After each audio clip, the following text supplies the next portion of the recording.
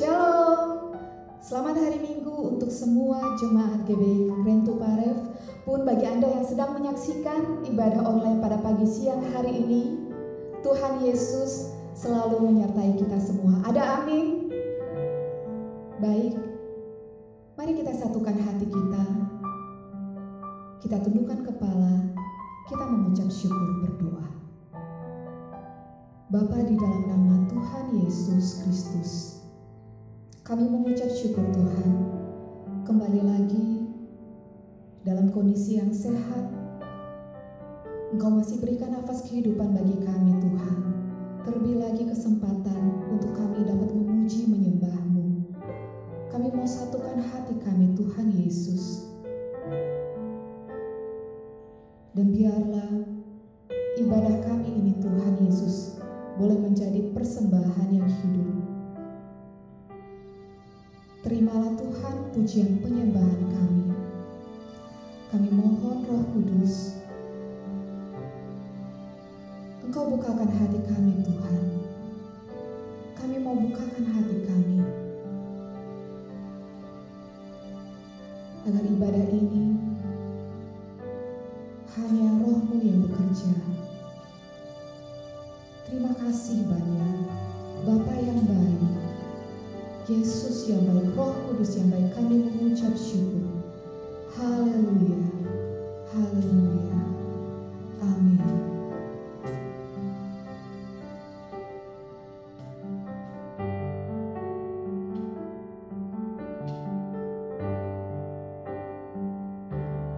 Ku ada sebab anugerah-Mu. Ku ada karena kasih-Mu.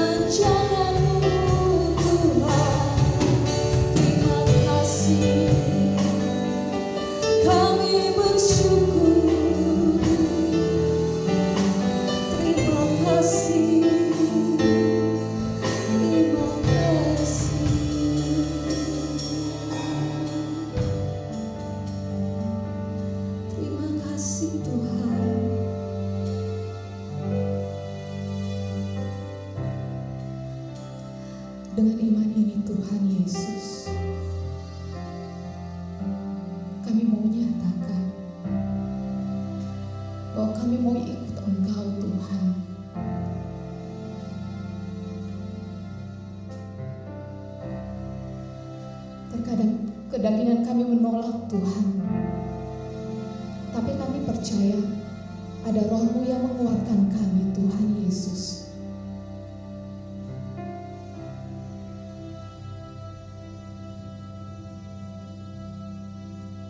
Saya mau ikut Yesus.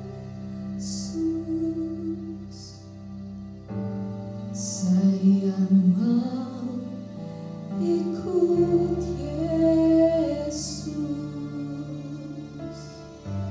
sampai selama-lamanya.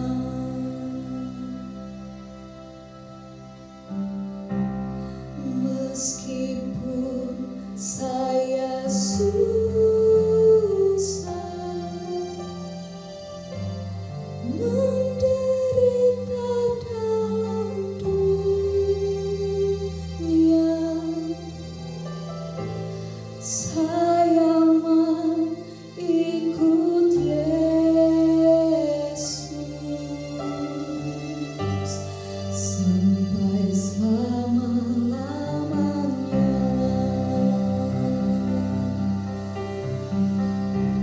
Saya mau ikut Yesus.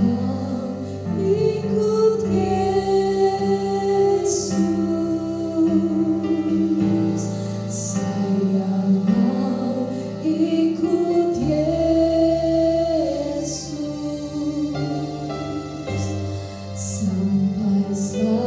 selama-lamanya.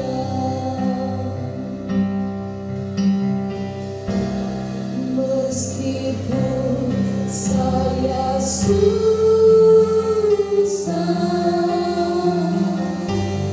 menderita dalam dunia, saya mau ikut Yesus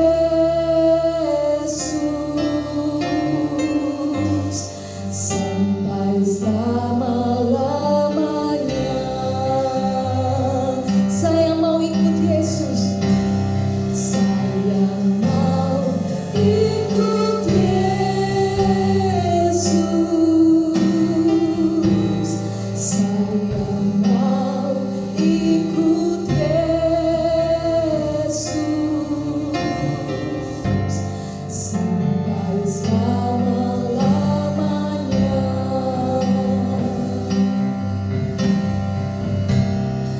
Meskipun saya susah menderita dalam dunia, saya mau ikut Yesus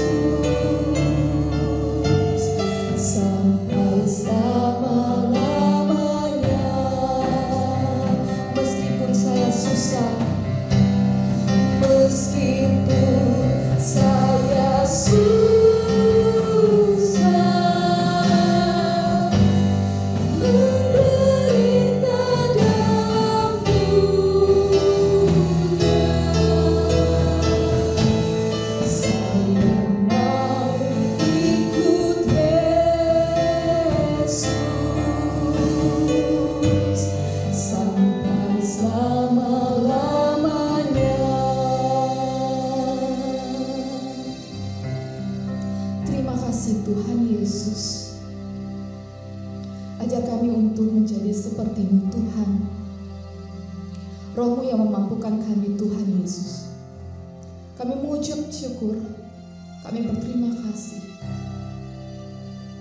Kami tetap buka hati kami Tuhan untuk mendengarkan berita firman-Mu. Terima kasih Tuhan yang baik. Haleluya. Setiap kita yang mengucap syukur boleh mengatakan amin.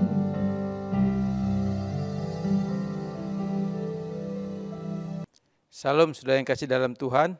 Mari kita satukan hati kita dalam doa. Bapa Surgawi, terima kasih. Kembali pagi ini kami boleh datang kepadamu. Dan Kau beri kesempatan untuk kami kembali bersekutu di dalam kasih-Mu, di dalam kebaikan-Mu, di dalam pemeliharaanmu, dalam bentuk ibadah online kami, dan kami percaya di dalam setiap kami pribadi, di tempat kami, di rumah kami masing-masing, kami percaya Engkau hadir dalam persekutuan ibadah kami, sebab kami percaya di dalam roh kami masing-masing Engkau menyatukan kami dalam ibadah ini. Terima kasih Bapa, dan saat ini kami membuka hati untuk firman-Mu. Pakai hamba-Mu Bapa sebagai alat, tidak lebih daripada itu. Kuduskan, sucikan hamba-Mu saat ini oleh kuasa darah Yesus, sehingga hamba boleh layak menjadi alat-Mu. Bapa, berfirmanlah kepada kami. Kami siap untuk mendengarnya. Dalam nama Tuhan Yesus kami berdoa. Amin. Saudara yang kasih dalam Tuhan, kita masih dalam Yohanes 3 ayat 16. Dan kita masih dalam poin yang kedua, yaitu mengenai doktrin Allah. Saya akan bacakan kembali Yohanes 3 ayat 16, demikian firman Tuhan. Karena begitu besar kasih Allah akan dunia ini, sehingga ia mengaruniakan anaknya yang tunggal, supaya setiap orang yang percaya kepadanya tidak binasa, melainkan beroleh hidup yang kekal. Nah, poin kedua, kita masih di poin kedua, yaitu doktrin Allah. Nah, sekarang kita masuk ke mengenai bagaimana Paulus menjelaskan Allah Bapa mendamaikan dirinya dengan orang pilihannya. Paulus mau menjelaskan. Tapi sebelum saya masuk ke topik yang Paulus katakan mengenai bagaimana Allah Bapa mendamaikan dirinya atau pribadinya dengan orang pilihannya. Yang artinya mendamaikan di sini adalah Allah Bapa memperkenalkan dirinya dengan kerelaan kehendaknya. Allah Bapa menyatakan dirinya, pribadinya, sehingga dia bisa dikenal oleh saudara dan saya sebagai orang pilihan Tuhan. Saudara, filsuf, maksud saya filsuf Empedokles itu dari Italia. Dia mengatakan bahwa di dalam dunia ini hanya ada dua kekuatan. Kekuatan yang mempersatukan, kekuatan yang memisahkan. Jadi Empedokles filsuf dari Italia itu berkata seperti itu, saudara, bahwa di dalam dunia ini ada dua kekuatan, yaitu kekuatan yang mempersatukan dan kekuatan yang memisahkan. Dari perkataan filsuf Empedokles ini, saya mendapatkan satu pengertian, saudara, yaitu apa yang dikatakan Alkitab juga ada dua hal, saudara, yaitu mempersatukan juga memisahkan.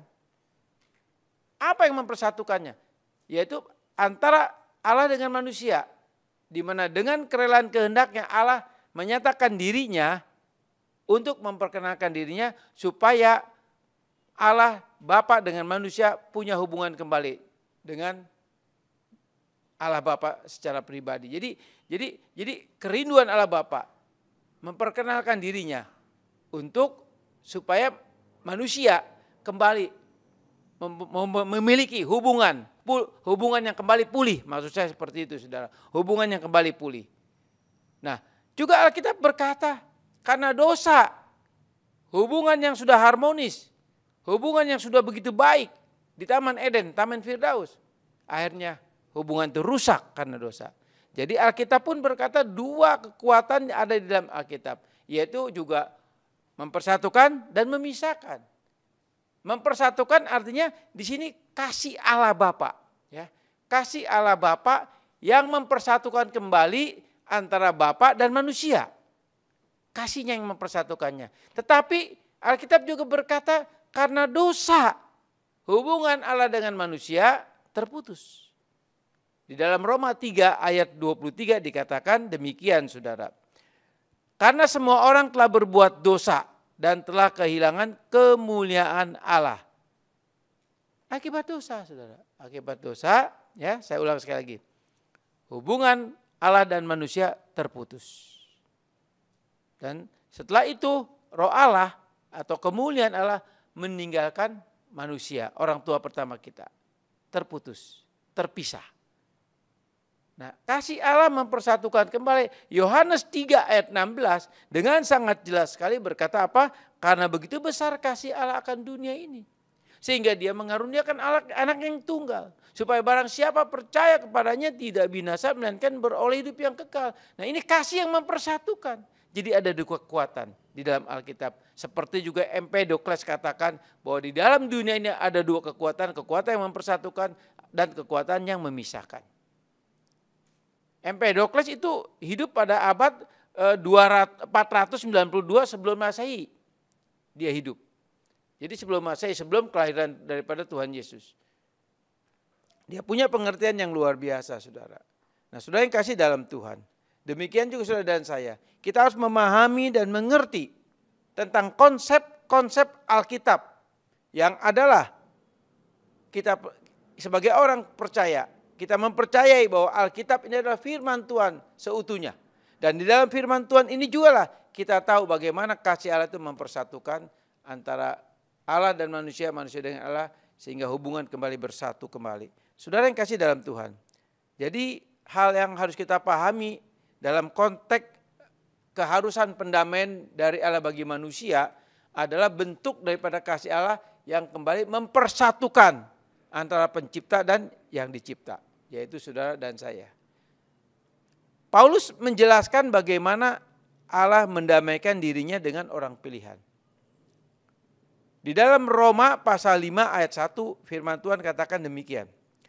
Sebab itu kita yang dibenarkan karena iman, kita hidup dalam damai sejahtera dengan Allah oleh karena Tuhan kita Yesus Kristus. Jadi sangat jelas Paulus katakan karena iman kita dibenarkan. Sehingga karena iman juga kita hidup dalam damai sejahtera dengan Allah. Nah, ini artinya apa? Artinya kasih Allah yang mempersatukan. Yang tadi saya katakan Alkitab berkata adalah bahwa kasih yang mempersatukan, dosa yang memisahkan. Nah, di sini kita tahu peranan Allah begitu luar biasa sekali, saudara. Dan ini inisiatif Allah sendiri. Allah yang memulai untuk mengajak manusia berdamai. Bukan manusia yang memulai mengajak berdamai dengan Allah. Jadi ketika saudara dan saya mengalami, menerima kasih Allah itu dalam hidup saudara dan saya, secara otomatis kasih itu akan mempersatukan kita dengan Allah kembali. Yang tadinya dosa memisahkan kita dari Allah Bapa. Tapi karena kasihnya yang begitu besar di dalam Yesus Kristus Tuhan, kita kembali memiliki hubungan dengan Bapa di surga. Dan Paulus katakan bahwa karena iman kita hidup dalam damai sejahtera dengan Allah oleh karena Tuhan kita Yesus Kristus. Jadi ciri hubungan dengan Allah, kalau kita sudah pulih, ada apa? Ada damai sejahtera. Jadi damai sejahtera bukti daripada hubungan kita dengan Allah kembali pulih. Sebab damai sejahtera tidak kita bisa dapat di luar Allah. Di luar iman Kristen. Karena damai sejahtera itu datang daripada Roh Kudus yang ada di dalam hati nurani saudara dan saya. Jadi Paulus katakan demikian di dalam Roma pasal 5 ayat 1. Paulus menjelaskan dalam Roma ini, ya, dalam kitab Roma ini, bahwa Yesus Kristus yang memperdamaikan kita dengan Allah dan kita hidup dalam damai sejahtera dengan Allah oleh iman kepada Yesus Kristus. Jadi saat ini status kita tidak lagi ada jarak dengan Allah Bapa di surga.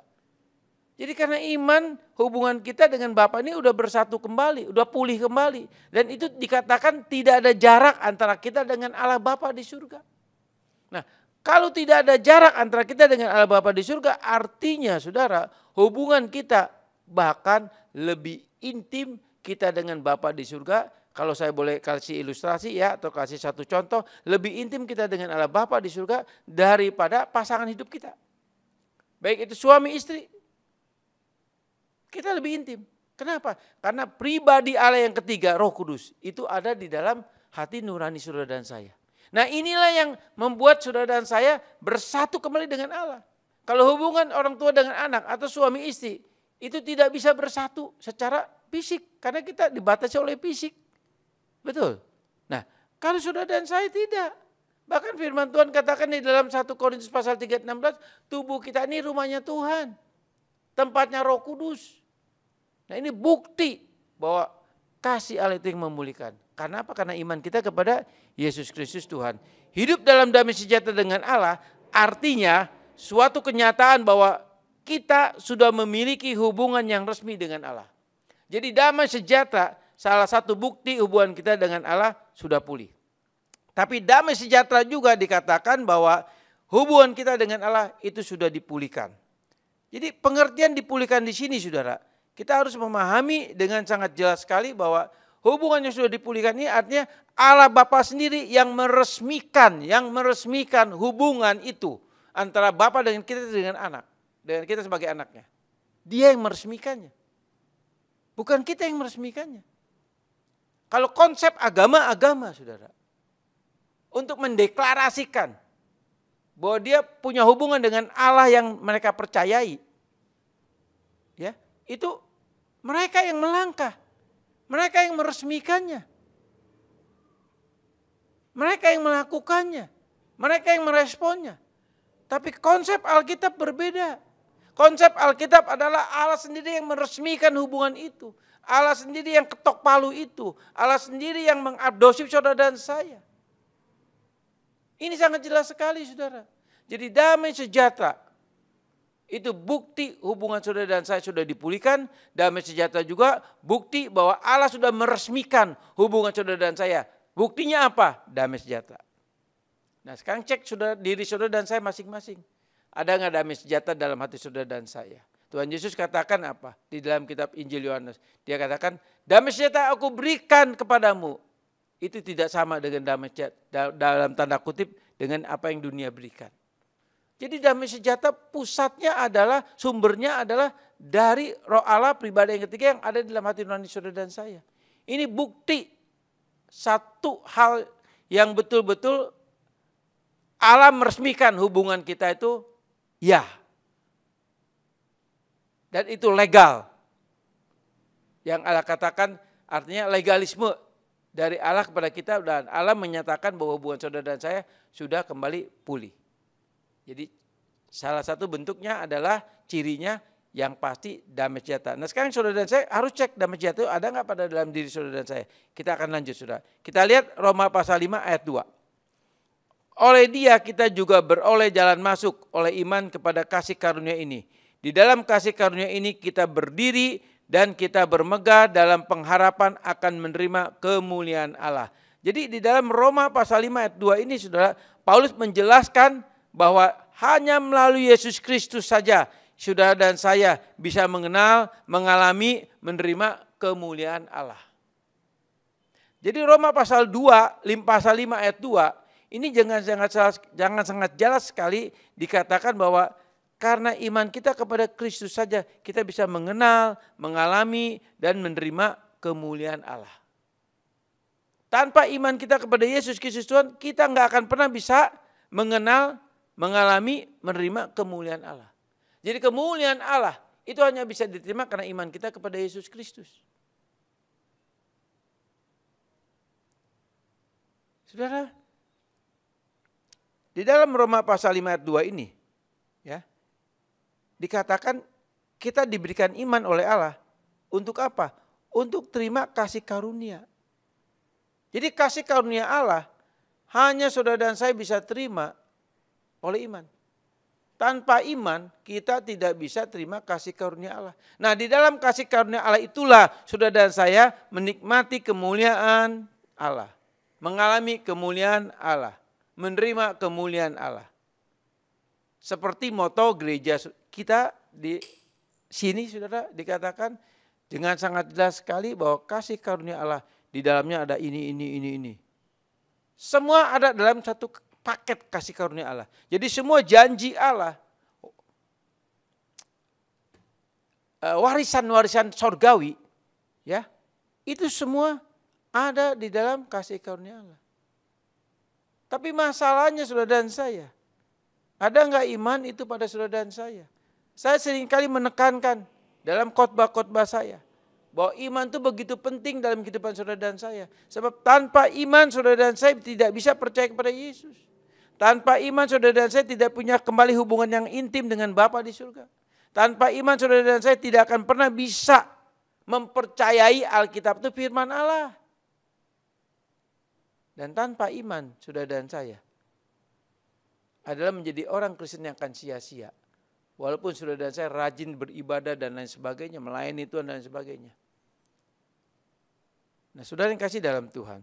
Di dalam Roma pasal 5 ayat 2 juga, Paulus menekankan dua kalimat dalam ayat 1 dan 2, yaitu apa? Jadi di dalam ayat 1 dan 2 ini ada penekanan dari Paulus bahwa karena iman kepada Yesus Kristuslah yang membuat saudara dan saya mengenal dan memiliki hubungan dua arah.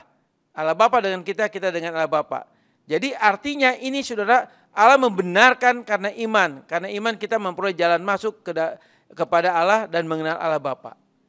Jadi dua kalimat dalam Roma pasal 5 ayat 1 dan 2, ada dua kalimat yang Paulus tekankan tentang iman. Jadi karena iman itulah saudara dan saya dibenarkan di hadapan Allah. Karena iman itulah saudara dan saya memperoleh jalan masuk datang kepada Allah dan mengenal Allah. Di khotbah saya yang lalu saya katakan demikian saudara. Jadi semua ini peranan karena iman. Nah di dalam Yohanes 3:16 dikatakan karena begitu besar kasih akan dunia ini sehingga ia telah mengaruniakan yang tunggal supaya setiap orang yang percaya. Nah kalimat percaya di sini adalah kalimat kata kerja saudara. Dari kata pisteo, kata kerja. Artinya kata kerja ini muncul dari apa? Kata kerja ini muncul dari iman kata benda. Iman kepercayaan. Dan iman kepercayaan itulah yang Allah berikan kepada saudara dan saya. Iman kepercayaan itu hanya ada pada setiap orang yang membuka hati bagi Kristus. Hanya ada pada orang pilihan Tuhan. Artinya begini saudara. Allah Bapa ya lewat Roh Kudus setelah saudara dan saya dilahir barukan, otomatis Roh Kudus memberikan kepada saudara dan saya adalah iman. Iman apa? Itu iman kepercayaan. Iman kepercayaan ini iman yang disebut pistis, iman kata benda. Nah iman kepercayaan inilah yang diberikan Allah kepada saudara dan saya. Dan dengan iman kepercayaan ini saudara dan saya hanya bisa mempercayai satu objek. Yaitu objeknya siapa? Tuhan Yesus. Enggak kepada yang lain. Maka dari itu iman yang Allah anugerahkan enggak mungkin kita bisa mendua hati. Sebab iman itu diberikan objeknya adalah kepada Tuhan Yesus. Bukan kepada Allah-Allah lain. Bukan kepada ilah-ilah lain. Nah kalau orang Kristen sementara dia mengaku percaya kepada Yesus, tetapi fakta dan kehidupannya sehari-hari dia masih mempercayai hal-hal yang lain. Cerita nenek moyang. Ramalan-ramalan.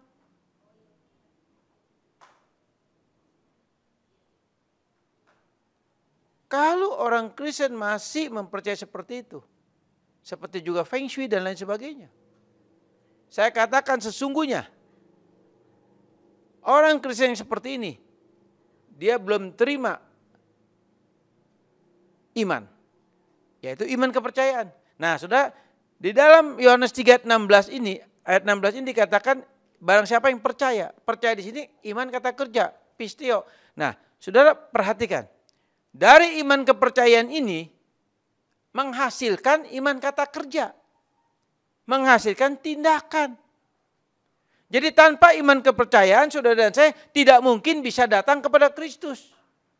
Nah, ketika saudara dan saya menerima iman kepercayaan, saudara dan saya bertindak. Nah yang namanya bertindak datang kepada Yesus, mempercayai Yesus, membuka hati bagi Yesus. Nah itu artinya iman kata kerja. Yang dikatakan di dalam Yohanes 3 ayat 16. Nah tanpa iman kata kerja ini saudara dan saya tidak akan pernah mungkin bisa kembali hubungan saudara saya dipulihkan dengan Bapa di surga. Ini semua karena peranan iman yang Allah berikan kepada saudara dan saya. Jadi saudara dan saya saat ini kita harus percaya seperti yang Paulus katakan di dalam Roma pasal 5 ayat 1 dan 2. Karena iman saudara dan saya didamaikan dengan Allah sehingga kita memiliki damai sejahtera. Damai sejahtera bukti bahwa hubungan kita dengan Bapa di surga diresmikan. Dan buktinya adalah metranya ada damai sejahtera. Dan juga iman itu juga selain itu kita juga dikatakan kita diperdamaikan dengan Allah. Kita kembali bisa datang kepada Allah. Kita kembali dibenarkan dan kembali kita mengenal Allah secara pribadi. Karena iman saudara. Jadi di dalam ayat yang kedua ini ada kalimat seperti ini saudara. Saya akan bacakan ya. Oleh dia kita beroleh jalan masuk. Oleh iman. Perhatikan saudara. Oleh dia maksudnya oleh Yesus Kristus. Saudara dan saya beroleh jalan masuk oleh iman kepada kasih karunia. Jadi oleh iman saudara dan saya punya jalan masuk. Jadi iman adalah jalan masuk saudara dan saya bertemu dengan Bapa di surga. Dengan iman jalan masuk saudara dan saya bisa mengenal Allah Bapa yang adalah roh adanya. Sehingga saudara dan saya dengan kehendak Bapa memperkenalkan pribadi kepada saudara saya. Dan saudara dan saya bisa mempercayai dan bisa mengenal dia. Karena apa? Karena iman. Jadi iman jalan masuk untuk kita bisa mengenal Allah Bapa. Ini penting saudara.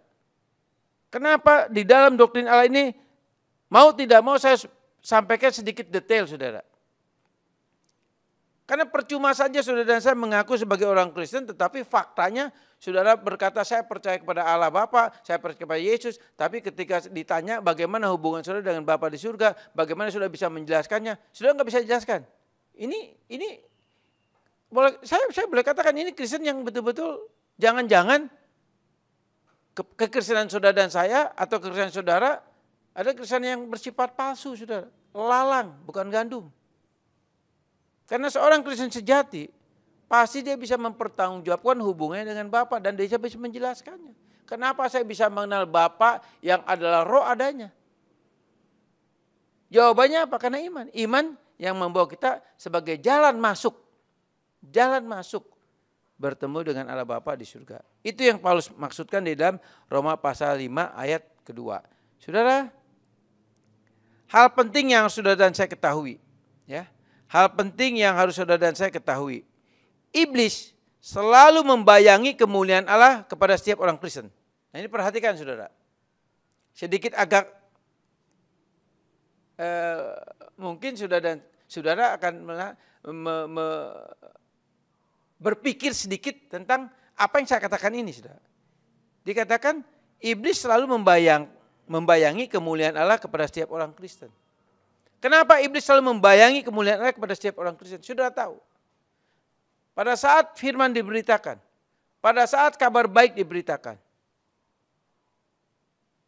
ada iblis yang selalu menguntil, mengikuti, dan memberikan juga kemuliaan-kemuliaan palsu kepada orang-orang Kristen, saudara.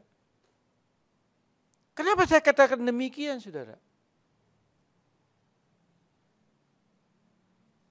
Ini penting saudara. Karena kita tahu saat ini ada banyak sekali pengajaran-pengajaran yang menyesatkan. Pengajaran-pengajaran yang keluar dari konsep Alkitab. Yang harusnya gereja mengajarkan Kristus sebagai pusat daripada khotbah. Kristus sebagai pusat dari sebuah gereja yang betul-betul gereja yang berpusat kepada Allah. Di dalam Kristus. Bukan jemaat yang menjadi pusat. Kalau jemaat yang menjadi pusat, disinilah iblis ikut bermain. Nah maka dari itu saudara dan saya ingatkan kepada saudara dan saya sini, saya mau katakan bahwa iblis selalu membayangi kemuliaan Allah kepada setiap orang Kristen. Orang Kristen yang seperti apa? Orang Kristen yang seperti apa? Di mana iblis membayangi ini? Yaitu orang Kristen yang tidak sungguh-sungguh. Orang Kristen yang tidak sungguh-sungguh tidak akan pernah bisa menikmati, mengalami, menerima kemuliaan Allah. Tapi sepertinya rasanya dia menerima kemuliaan Allah. Kemuliaan apa? Bukan kemuliaan Allah yang sesungguhnya, tapi kemuliaan yang daripada iblis, kemuliaan yang palsu. Ini banyak sekali saudara, nanti saya jelaskan lebih lanjut. Lalu iblis membayangi kemuliaan Allah kepada setiap orang Kristen yang tidak sungguh-sungguh, lalu kepada orang Kristen yang tidak mau belajar kebenaran firman. Tidak mau belajar kebenaran firman. Tidak serius dengan firman. Buktinya apa? Banyak sekali saudara. Orang-orang Kristen. Ya, ketika dia dengar khotbah. Enggak pernah catat. Enggak pernah perhatikan. Enggak pernah fokus. Kalau ditanya minggu selanjutnya. Khotbah yang lalu ngerti. Kadang-kadang sudah enggak bisa jelaskan. Tapi kalau saudara mencatat setiap khotbah siapapun yang khotbah, saudara catat. Di rumah saudara bisa pelajari lagi. Iblis tidak bisa memanipulasi kemuliaan Allah itu. Maksudnya iblis tidak bisa memberikan kemuliaan yang palsu kepada seorang Kristen yang mau belajar firman. Sebab apa? Sebab kalau seorang Kristen yang mau belajar firman, dia akan ngerti kemuliaan Allah itu seperti apa. Ciri-cirinya seperti apa? Orang Kristen yang belajar firman dia tahu. Tapi orang Kristen yang tidak belajar firman Tuhan, dia tidak akan pernah bisa mengerti tentang kemuliaan Allah itu seperti apa. Karena kemuliaan Allah itu hanya kita bisa jabarkan hanya di Alkitab ini, saudara. Di luar ini nggak bisa. Kita perlu belajar. Jadi kemuliaan yang iblis berikan kepada orang Kristen, yaitu kepada orang Kristen yang tidak sungguh-sungguh, orang Kristen yang tidak mau belajar firman Tuhan, orang Kristen yang tidak suka dengar firman. Yaitu kepada orang Kristen yang tidak suka dengar firman. Saudara, saya sedikit kaget, saya bertemu dengan rekan hamba Tuhan, tapi dari denominasi yang lain, ketika di waktu Natal gereja kita, itu beliau saya undang, dia datang. Dan dia beberapa hari kemudian dia datangi saya. Dia kasih selamat dan lain sebagainya. Lalu dia cuma bilang begini, Pak Dini. Dia katakan, saya diberkati dengan khotbah Bapak. Cuma kata dia, saya kaget Pak. Lah kaget kenapa Pak? Saya bilang, khotbah Pak Dini nggak salah tuh, kenapa? Sampai hampir 1 jam. Loh, emang kenapa? Memang udah kebiasaan saya khotbah segitu kurang lebih.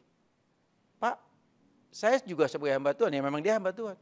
Di gereja, saya khotbah paling lama 20 menit. Enggak lewat 20 menit, kaget saya. Saya bilang, Bapak khotbah 20 menit apa yang Bapak jelaskan? Apa yang Bapak ajarkan kepada jemaat? Nah saudara, saya bukan berarti mengecilkan arti pola hamba Tuhan ini menyampaikan firman cuma 20 menit, saudara. Bukan hal itu, saudara. Saudara, dalam satu ibadah, saya mau kasih contoh, dalam satu ibadah. Kalau ibadah kita 2 jam, ya, itu 60% sampai 60%, 60 sampai 65% itu harus firman Tuhan yang disampaikan. Tuhan yang berbicara kepada saudara dan saya. Bukan kita yang berbicara kepada Tuhan.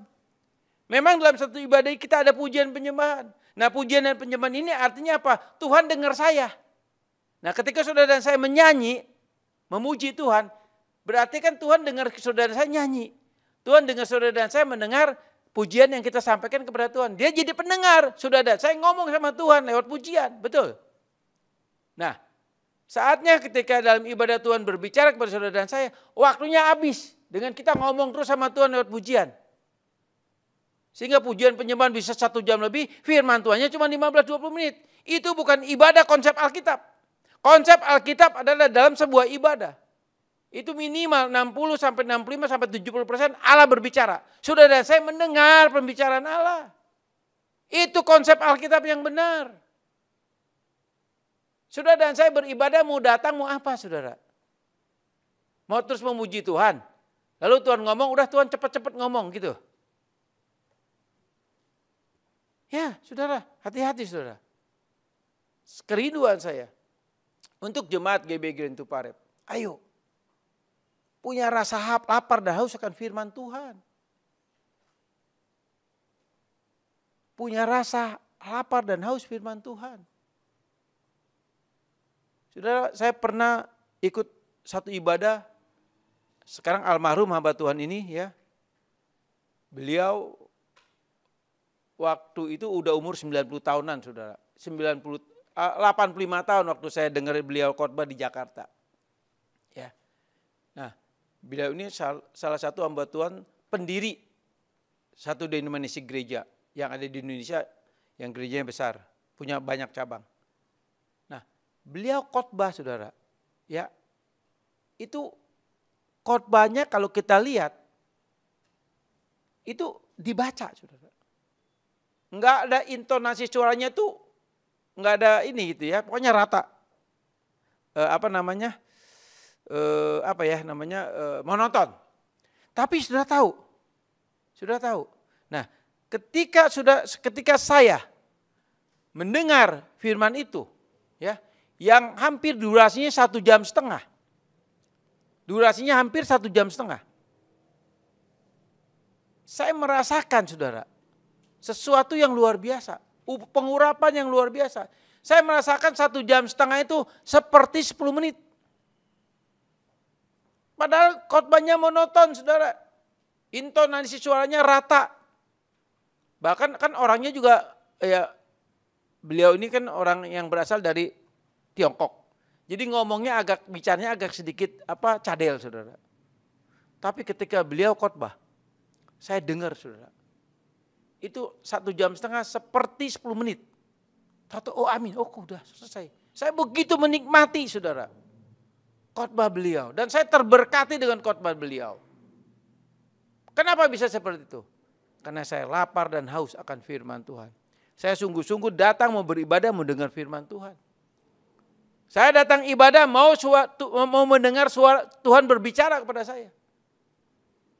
Pada saat awal ibadah kita memuji Tuhan. Artinya Tuhan mendengar saudara dan saya berbicara. Kita ngomong sama Tuhan lewat pujian penyembahan. Dan Tuhan adalah pendengar yang baik. Dan tiba saatnya Tuhan juga dalam sebuah ibadah harus berbicara. Nah sekali lagi saudara saya ulangi. Berbicaranya Tuhan dalam sebuah ibadah harus lebih banyak waktunya daripada kita berbicara kepada Tuhan lewat pujian dan penyembahan. Jadi artinya saudara, kemuliaan yang iblis berikan kepada setiap orang Kristen yang tidak suka mendengar firman Tuhan terlalu lama. Seperti itu saudara. Nah sekarang selanjutnya saudara, iblis selalu membayangi kemuliaan Allah kepada setiap orang Kristen yang apa? Yang suka akan renungan firman yang sifatnya susu terus saudara. Makanan baby terus saudara. Enggak suka makanan yang keras. Enggak suka firman yang keras. Sedikit firman yang Tuhan yang keras kabur. Sedikit firman Tuhan yang keras tersinggung. Sedikit firman Tuhan yang keras marah. Seorang Kristen yang bertumbuh di mana iblis tidak bisa membayangi dengan kemuliaan palsu, yaitu kepada setiap orang Kristen yang betul-betul suka makanan yang keras. Firman yang keras. Sebab firman Tuhan katakan di dalam penulis Ibrani berkata bahwa kalau cuma kita susu terus saudara, kita nggak akan bisa bertumbuh. Kita akan terus menjadi Kristen bayi. Tuhan nggak mau saudara dan saya menjadi Kristen bayi. Tuhan mau saudara dan saya terus bertumbuh. Kita bisa bertumbuh karena apa? Karena kita belajar dan menerima firman Tuhan yang keras. Firman Tuhan yang bergizi. Nah saudara, contoh saudara. Di dalam Yohanes pasal 15, ayat 1 sampai 8. Yesus itu pernyataan Yesus yang ke-7. Dikatakan akulah pokok anggur. Nah ketika Yesus berkata akulah pokok anggur dan kamu adalah carangnya, rantingnya dan nempel kepada pokok anggur itu. Artinya apa? Kalau kamu mau berbuah banyak, kamu akan dipotong, kamu akan dibersihkan. Supaya akan lebih banyak lagi kamu berbuah. Kalau sudah baca di dalam Yohanes pasal 15 ayat 1 sampai 8. Supaya kita berbuah lebat, artinya ranting, kita sebagai ranting, ini selalu dibersihkan supaya buahnya semakin lebat. Nah pengertian dibersihkan ranting ini bicara apa? Bicara mengenai firman yang keras. Makanan yang keras. Cobalah saudara dan saya. Tiap hari sudah minum susu terus. Susu aja terus saudara. Jangan makan makanan yang keras, jangan makan sayuran, jangan makan makanan yang berprotein tinggi dan sebagainya. Saya yakin sudah akan lemas. Sudah nggak akan bertenaga. Semakin kita bertumbuh,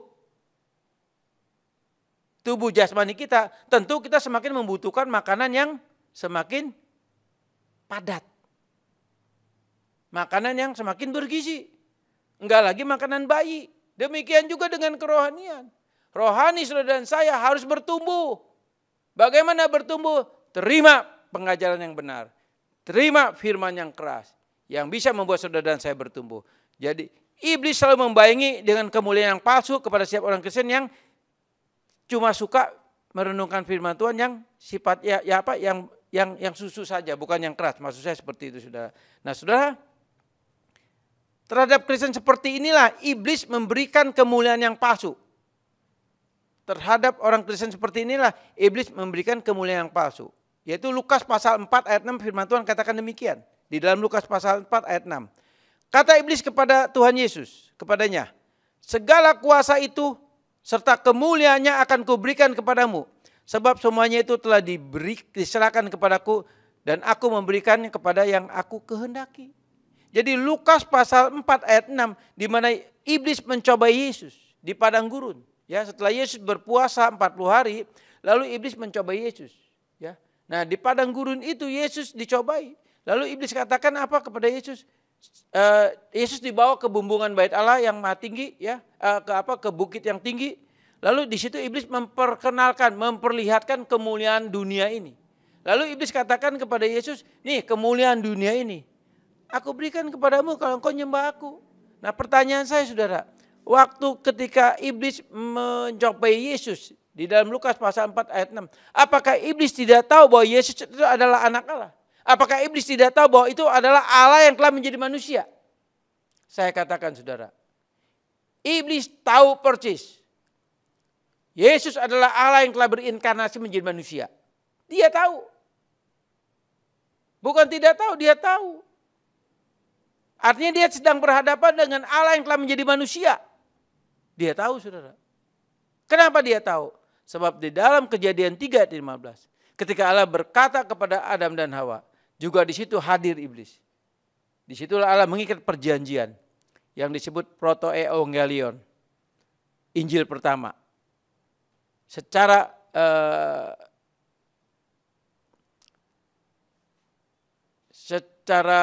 hukum Allah memperkenalkan bahwa dimulainya perjanjian anugerah di situ. Dan saksinya adalah yang hadir di situ Allah,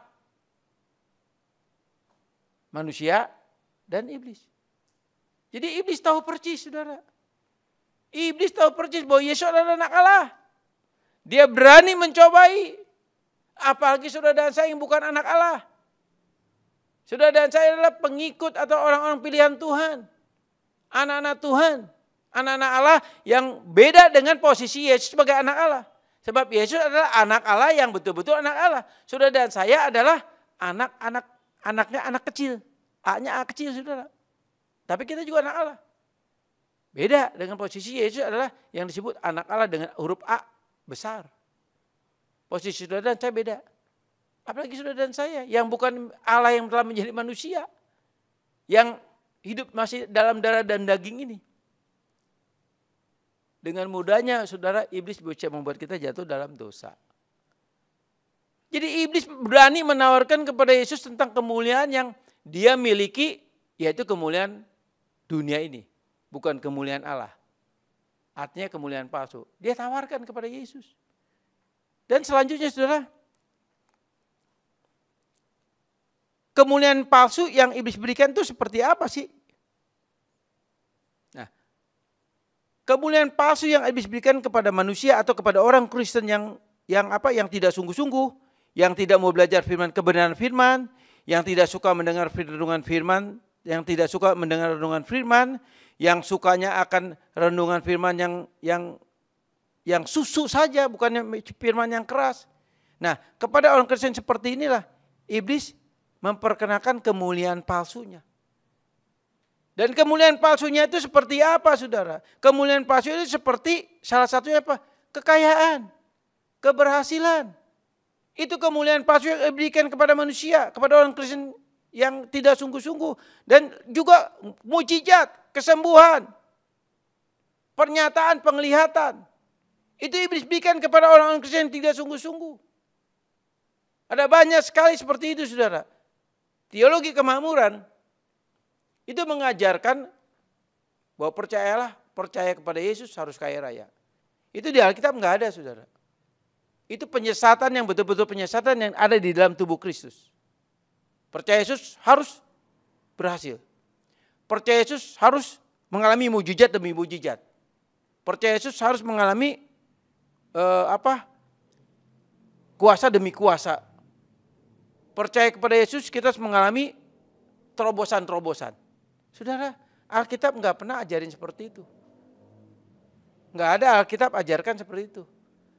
Saya pernah katakan, Yesus Kristus datang ke dunia bukan supaya saudara dan saya jadi kaya raya. Yesus datang ke dunia bukan supaya saudara dan saya terima mujizat terus. Yesus datang ke dunia bukan supaya saudara dan saya berhasil. Yesus Kristus datang ke dunia bukan supaya saudara dan saya terus mengalami terobosan-terobosan. Tapi Yesus datang ke dunia cuma satu. Supaya saudara dan saya dipulihkan hubungan dengan Bapa di surga dengan kematiannya di atas kayu salib. Hanya itu saudara. Nah saudara yang kasih dalam Tuhan. Jadi kemuliaan palsu yang iblis berikan kepada orang Kristen yang tidak sungguh-sungguh, yang tidak mau belajar kebenaran firman, yang tidak suka mendengar firman, yang sukanya firman yang bersifat susu. Nah kepada orang Kristen seperti inilah iblis memberikan kemuliaan Allah yang palsu. Berupa kekayaan, keberhasilan, kesembuhan, mujizat, penglihatan dan lain sebagainya. Hati-hati saudara. Dan di dalam Lukas 4 ayat 13 dikatakan iblis menunggu waktu yang baik. Lukas 4 ayat 13 dengan sangat jelas sekali dikatakan iblis menunggu waktu yang baik. Artinya apa? Iblis selalu menunggu waktu yang baik. Kapan waktunya dia memberikan kemuliaan yang palsu itu kepada orang-orang Kristen yang tidak sungguh-sungguh.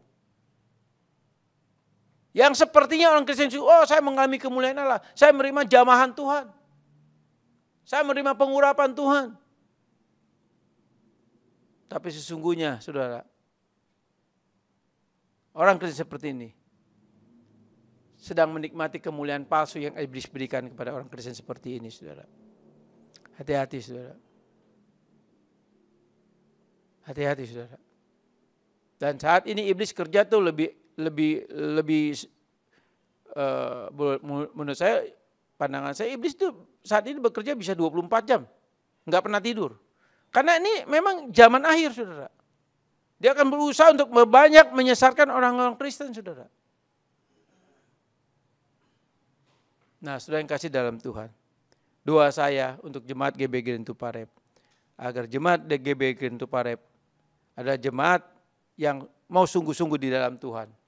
Jemaat yang mau belajar kebenaran firman dengan sungguh-sungguh juga. Jemaat yang suka mendengar firman Tuhan. Jemaat yang suka dengan firman yang keras, makanan yang keras. Supaya kita bertumbuh, saudara. Nah, saudara yang kasih dalam Tuhan. Kristen-Kristen yang tidak sungguh-sungguh, yang tidak mau belajar firman, yang tidak suka mendengar firman, yang sukanya firman yang bersifat susu saja, seperti ini mereka akan gampang dipalsukan, mereka akan gampang dimanipulasi dengan kemuliaan yang palsu. Dan ini terjadi dalam setiap lingkungan gereja-gereja.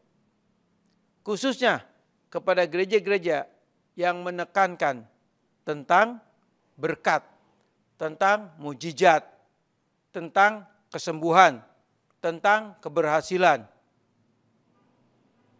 Saudara, Injil itu hanya memberitakan satu hal, yaitu apa? Ikut aku, sangkal diri, pikul salib. Kelar, selesai. Enggak ada yang lain, saudara. Jadi ikut Tuhan kita ini, natur daging kita ini bukan semakin nyaman, semakin sakit, semakin dimatikan. Semakin dimatikan. Lalu kalau gitu jadi orang Kristen apakah harus miskin terus? Tidak.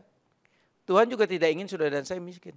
Masalah berkat, masalah kehidupan, kebutuhan saudara dan saya, percayalah Tuhan selalu cukupi. Kan firman Tuhan katakan di dalam Matius 6 ayat 33 dikatakan, carilah kerajaan Allah dan kebenarannya, maka yang lain akan kutambahkan kepadamu.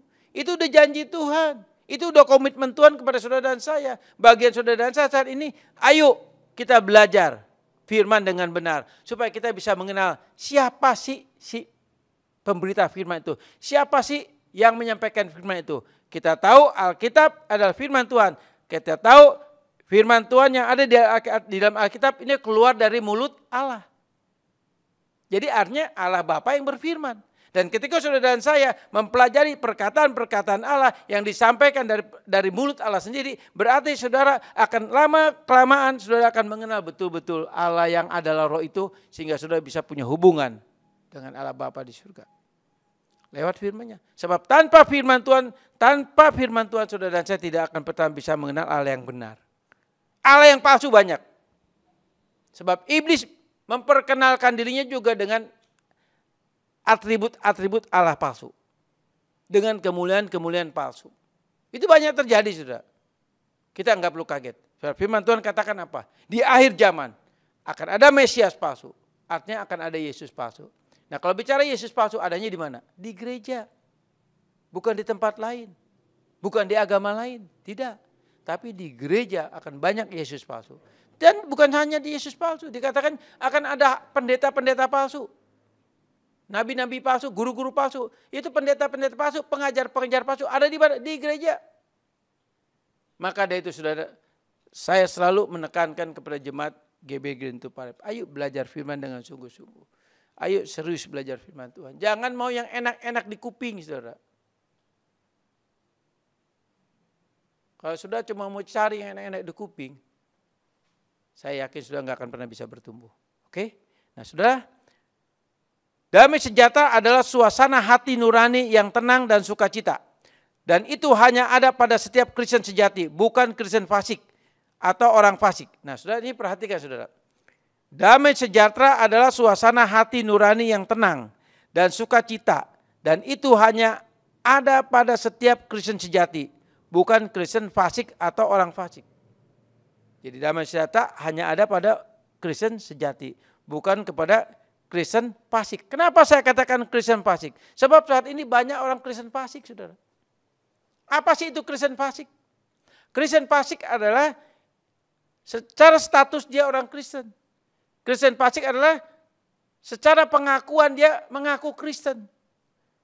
Kristen fasik adalah secara jabatan dia adalah pejabat gereja.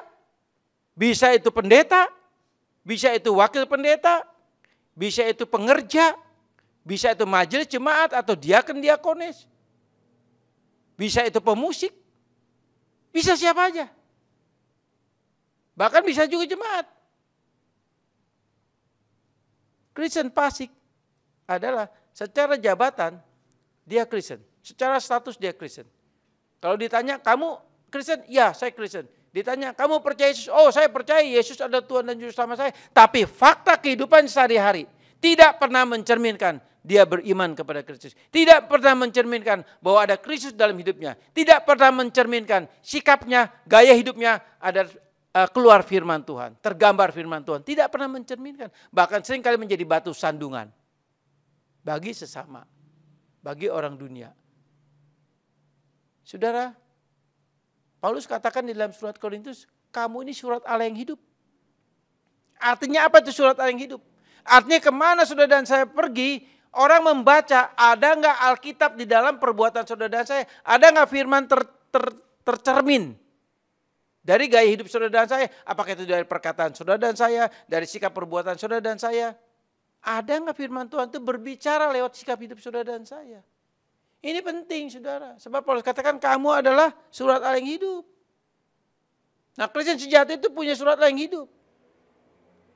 Sehingga orang bisa melihat ada Kristus di dalam diri saudara dan saya. Jadi dikatakan damai sejahtera adalah suasana hati nurani yang tenang.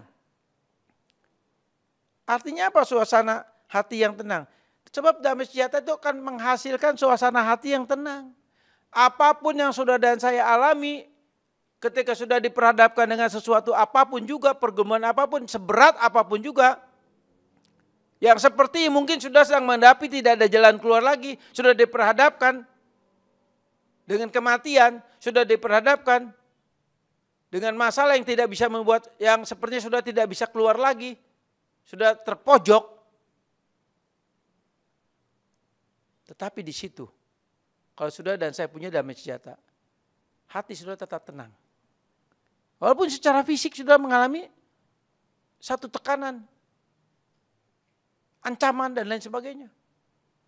Tapi orang yang punya damai sejahtera, di hatinya tetap tenang. Sebab apa? Sebab Roh Kudus ada dalam hatinya. Kalau Roh Kudus ada dalam hatinya, Roh Kudus yang akan menjadi pembela, penolong, penghibur buat saudara dan saya. Jadi damai sejahtera ada suasana hati yang tenang. Dalam keadaan apapun saudara dan saya tetap tenang. Kita enggak perlu khawatir, enggak perlu takut, enggak perlu bimbang. Dan damai sejahtera juga menghasilkan sukacita. Ingat di dalam 1 Tesalonika 5 ayat 16, 17, 18, 19. Dikatakan apa?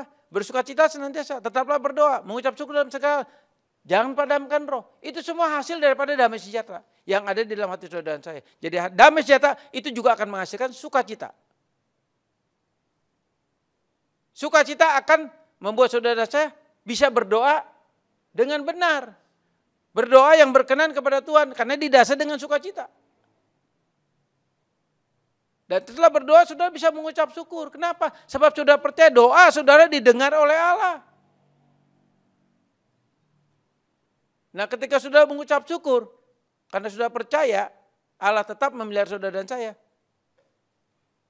Roh saudara dan saya selalu terbakar. Kenapa? Karena api Roh Kudus terus membakar saudara dan saya, sehingga kita tetap bersukacita. Saya pernah dulu katakan, jemaat Tesalonika adalah jemaat yang sedang terancam, teraniaya. Dia dikejar, dia diintimidasi, bahkan dia dibunuh karena imannya kepada Kristus. Tapi Paulus katakan apa? Tetap berdoa. Bersukacitalah, tetap berdoa, mengucap syukur, jangan padamkan roh. Itu nasihat Paulus kepada jemaat di Tesalonika, sebab jemaat Tesalonika sedang mengalami tekanan yang amat sangat, ancaman yang sangat. Tapi Paulus memberikan satu nasihat yang luar biasa. Sebab apa? Sebab ada damai sejahtera, dan Paulus tahu jemaat Tesalonika jemaat yang betul-betul menjadi Kristen yang sudah dewasa.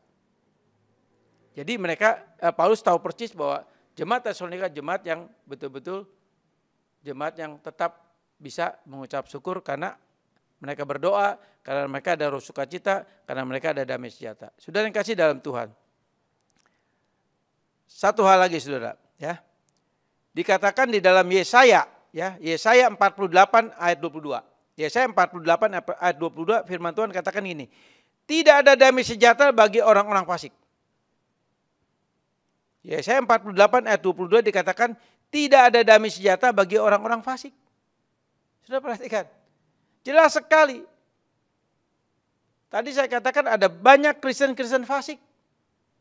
Kalau Kristen-Kristen fasik yang status dia Kristen, tapi kehidupannya tidak mencerminkan kekristenan sejati, tidak mencerminkan ada buah firman dalam hidupnya, tidak mencerminkan ada buah kasih dalam hidupnya, tidak mencerminkan buah roh dalam hidupnya, berarti dia adalah Kristen fasik. Nah, Kristen fasik seperti inilah yang sebetulnya tidak ada damai sejahtera dalam hidupnya. Kalau tidak ada damai sejahtera, berarti tidak ada roh Allah dalam hati nuraninya. Kalau tidak ada roh Allah dalam hati nuraninya, berarti hubungan dia dengan Bapa di surga itu tidak ada. Hanya status dia hubungan Bapa di surga, tapi faktanya dia tidak punya hubungan. Kenapa? Karena memang tidak ada damai sejahtera itu. Nah, sudah yang kasih dalam Tuhan, firman Tuhan tidak saya sampaikan, tidak saya teruskan, hanya sampai di sini. Nah, minggu akan datang saya akan lanjutkan lagi, kembali masih kita bicara tentang doktrin Allah, tapi nanti minggu depan saya akan bicara tentang apa? Doktrin iman tentang Allah. Doktrin iman tentang Allah. Dan itu adalah semoga minggu depan saya bisa selesaikan tentang doktrin Allah ini saudara. Jadi saya berharap saudara belajar firman Tuhan dengan sungguh-sungguh lewat YouTube ini saudara.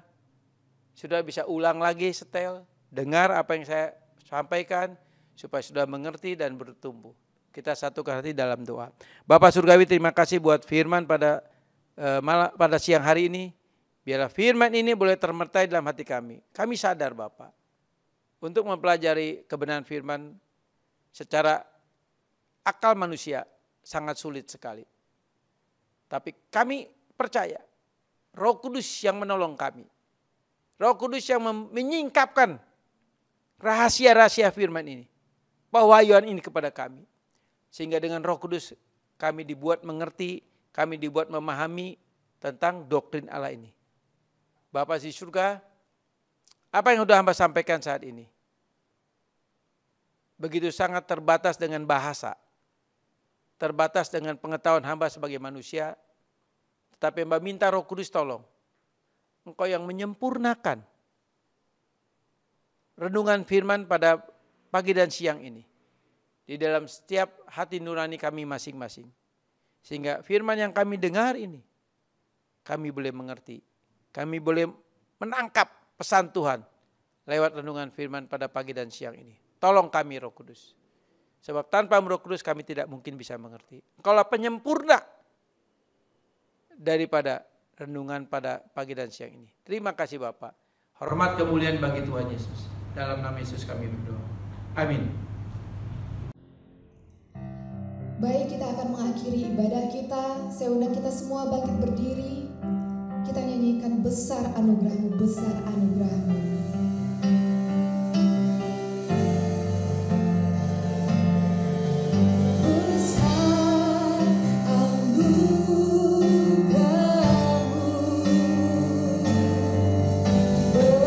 Berlimpah kasih.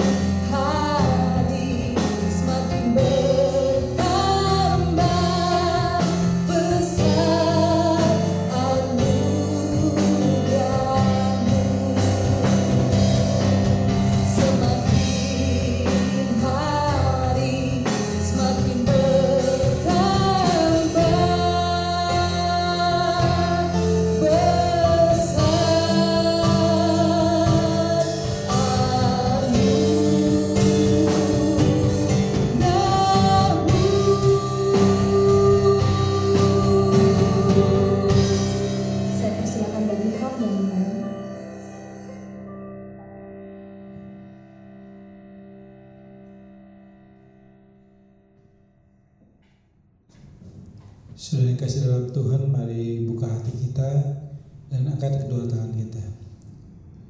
Terimalah berkat daripada Allah Bapa dan Allah Anak dan Allah Roh Kudus, yaitu di dalam kasih karunia Tuhan Yesus Kristus. Hari ini sampai Tuhan datang yang kali kedua. Yang percaya katakan, amin. Tuhan Yesus memberkati. Selamat hari Minggu, Tuhan Yesus memberkati.